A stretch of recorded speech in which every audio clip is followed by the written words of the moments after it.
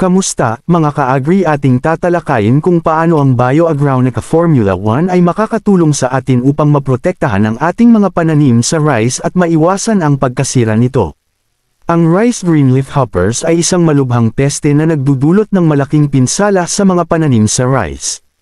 Ang mga leafhoppers na ito ay nagdadala ng rice thornrow virus, na isang sakit na nagiging sanhi ng pagkasira ng mga pananim.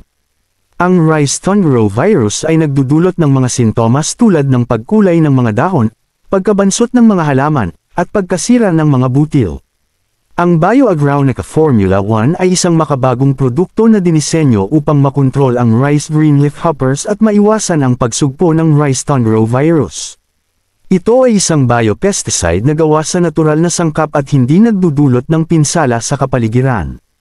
Ang Bioagronica Formula 1 ay naglalaman ng mga mikroorganismo na nagtatrabaho upang makontrol ang mga leafhoppers at maiwasan ang thornrow virus.